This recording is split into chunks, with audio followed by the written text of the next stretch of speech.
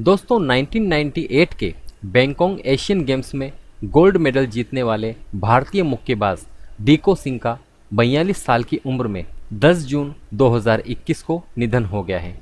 उन्होंने देश में बॉक्सिंग को नई पहचान दिलाई थी। डीको बैंकॉक गेम्स से कुछ महीने पहले ही 51 से 54 किलो वेट कैटेगरी में आए थे, फिर भी उन्होंने गोल्ड मेडल जीतकर अपनी काबिलियत साबित की। वो कैंसर से जूझने के दौरान युवा खिलाड़ियों को भी तराशते रहे। आइए जानते हैं एशियन गेम्स में गोल्ड मेडल जीतने वाले भारतीय मुक्केबाज डीको सिंह के बारे में कुछ महत्वपूर्ण जानकारी। बैंकॉक एशियन गेम्स में गोल्ड जीतने वाले भारतीय मुक्केबाज डीको सिंह का 42 साल की उम्र में निधन हो गया। वो पिछले कुछ सालों से लीवर कैंसर से जूझ रहे थे। कुछ साल पहले सर्जरी के बाद उनके लीवर का बड़ा हिस्सा निकाल दिया गया था।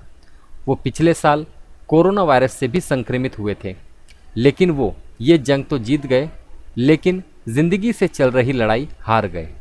डीको सिंह किसी परिचय के मोहताज नहीं। उन्होंने 1998 के बैंकॉक एशियन गेम्स में 54 किलो वेट कैटेगरी में गोल्ड जीतकर देश में बॉक्सिंग को नई पहचान दिलाई थी। डीको सिंह की इस उपलब्धि के बाद बॉक्सिंग देश में तेजी से लोकप्रिय हुआ और आगे चलकर Vijender Singh, Akhil Kumar, MC Mary com और सरिता देवी जैसे मुक्केबाज सामने आए।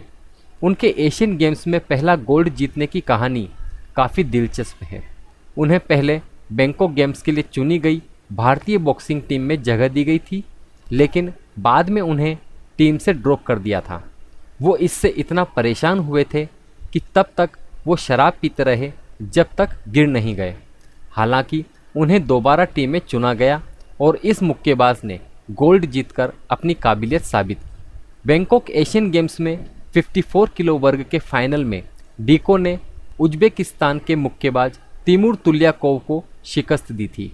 डीको इस मुकाबले में कितने हावी थे, अंदाज़ा इससे लगाया जा सकता है कि चौथे राउंड के बाद तिमूर को रिटायर होना पड़ा और गोल्ड डीको के खाते में आ गया।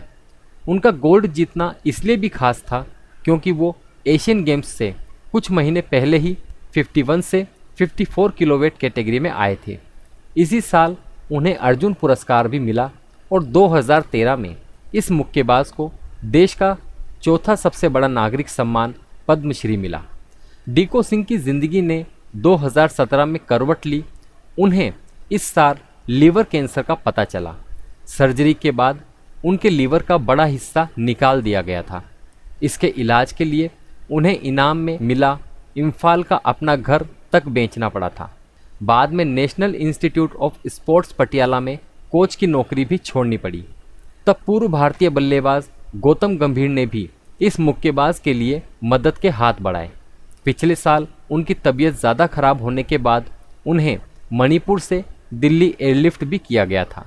हालांकि उनकी रेडिएशन थेरेपी फिर भी नहीं हो सकी क्योंकि उन्हें पीलिया हो गया। इसके बाद इस मुक्केबाज को फिर 2400 किलोमीटर की सड़क यात्रा से एम्बुलेंस में मणिपुर ले जाया गया।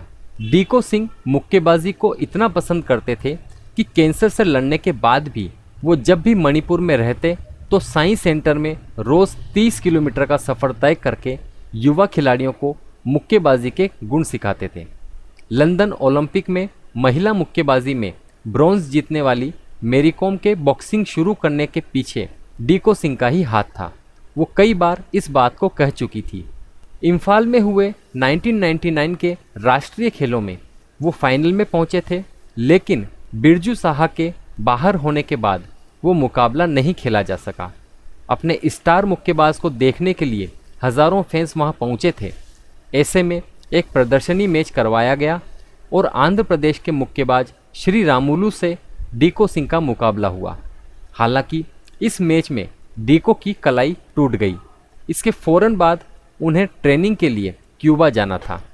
उनके हाथ में प्लास्टर लगा हुआ था। फेडरेशन को डर था कि अगर डीको नहीं गए तो ट्रेनिंग कैंप कैंसिल हो जाएगा।